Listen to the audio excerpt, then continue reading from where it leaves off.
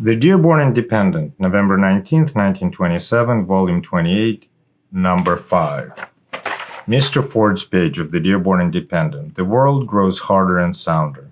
In a sense, the world is growing harder because it is growing sounder and more mature. Hardness need not mean harshness. The lines are being drawn tighter, but only upon the old weakness, the old flabbiness which used to make such constant call upon the virtue of sympathy and helpfulness. People stand upon their own feet more than formerly and have less need to ask aid. Therefore, the old precept which made this form of helpfulness the chief virtue are passing away. We are not wise to conclude that because things are different, they're worse. It is our duty not to protest change, but to interpret it. Among the many failings in common thought is the tendency to believe that because things are different, they're necessarily worse. The hardest experience to which we must become accustomed is the experience of change, except that change which goes on in ourselves. One of the commonest complaints is that the world is drawing the lines tighter, is harder and colder than before. There is less neighborliness in our cities.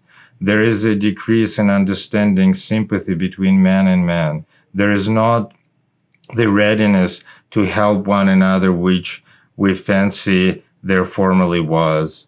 People seem to take their emotional and friendly life through plays and novels, and sometimes it seems that the only common acquaintances tens of thousands of people in the big cities have are the characters of the comic page on the evening paper. Thus the complaint runs. It is intensified whenever a visit to a country shows us remnants of the life that used to be, when neighborliness was an economic necessity, when people had to help one another if anybody was to get along at all. It is rather strange that the lighted windows across half a mile of snowy fields should suggest more neighborliness than miles of city boulevards lined with lighted apartment houses. But so it is. Scarcity of people makes for acquaintance where multitudes of people remain strangers. It is within the memory of all, yet in Middle Ages, that even in our cities, a more compact community life was lived a few years ago than is possible now. There was not such a large moving population. We are in a period when all classes and all cities are being mingled. A new sort of pioneer period when families move hither and thither with a freedom unknown 25 years ago. Travel is no longer a novelty. It is always so when combinations of life are about to be made.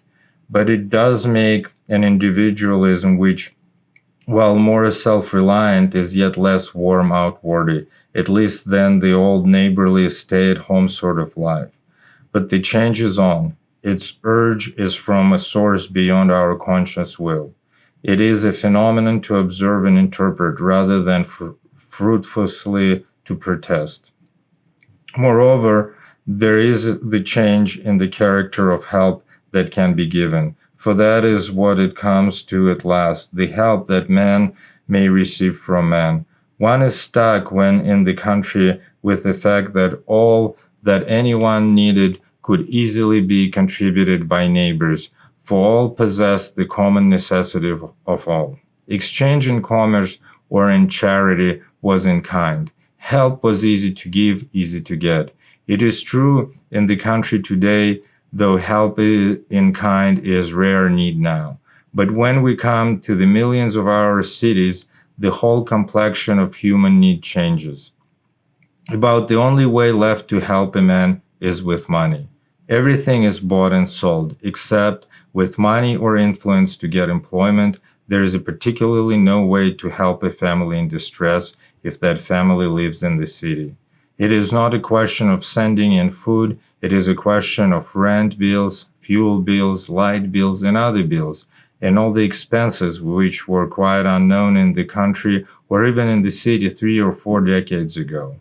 And then you reduce neighborliness to dollars and self-protective instinct arises, and families are more careful than ever they were with bread or blankets. These are some of the factors which enter into people's complaint that the world grows harder, that lines are being more tightly drawn. But the facts are not all on one side. There has been too much emphasis on the past, on the possibility of relying on others, and too little on the necessity of relying on oneself. This is said in spite of all the philosophy of self-reliance. For a while, the higher teaching pointed towards independence. A great deal of the common teaching had the effect of leading people to expect some form of charity. This apparent hardening of the world seems to mean that more people than ever before are standing on their own feet, asking for nothing, and that they are therefore more inquiring towards those whose tendencies is to asking for something. There is, for example, a great decrease in borrowing. People don't have to borrow as they formerly did, and they look askance at borrowers as they never did before, not out of hardness of heart, but out of inquiry as to what caused the necessity to borrow. One may be hardened without being hard or harsh. A certain amount of hardness is necessary to soundness. Mushy characters like mushy apples are not admired and are of little use.